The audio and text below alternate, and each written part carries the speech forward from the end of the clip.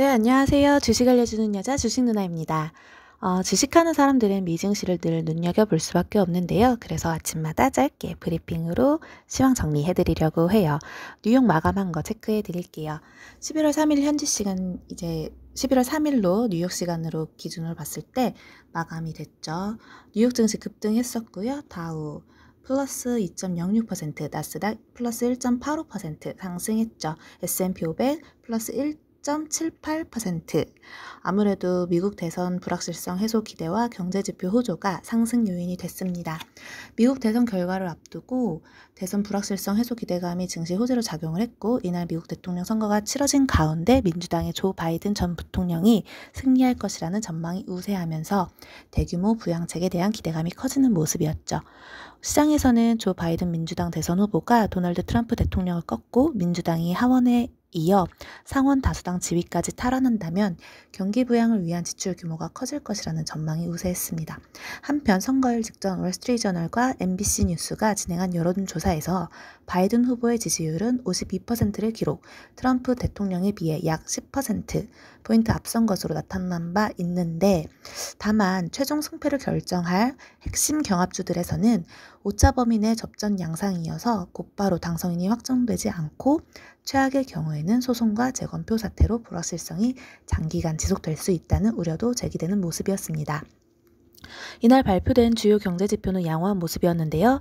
공급관리협회 ISM 뉴욕에 따르면 10월 뉴욕시 비즈니스 여건 지수는 전월 56.1에서 61.1로 상승하면서 지난 4월 이후 최고치를 기록했습니다.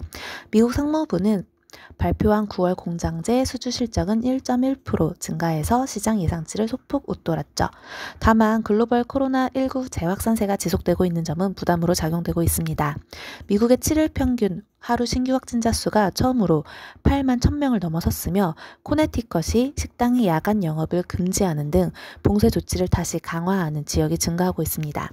유럽에서도 독일과 프랑스에 이어 영국이 전국 단위 봉쇄 정책을 내놓는 등 각국들이 봉쇄 정책이 늘어나고 있어요. 이날 국제 유가는 오펙, 감산 강화 및 미국 대선 불확실성 해소 기대감에 상승을 했고요. 뉴욕 상업거래소에서 서부 텍사스산 원유, 즉 WTI 12월 인도분 가격은 전거래일보다 0.85달러 플러스 2.31% 상승한 37.66달러의 거래를 마감했습니다.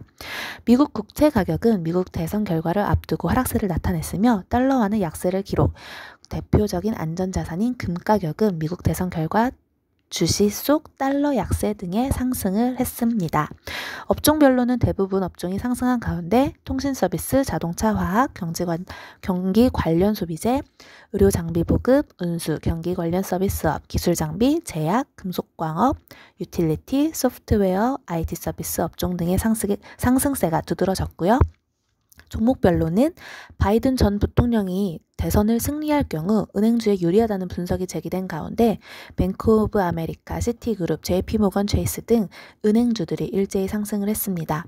온라인 가구 유통업체 웨이페어와 건강보험업체 휴메나는 실적 호조 속에서 상승을 했고, 애플, 아마존, 페이스북, 알파벳, 넷플릭스, 마이크로소프트 등 주요 기술주들도 동반 상승했죠.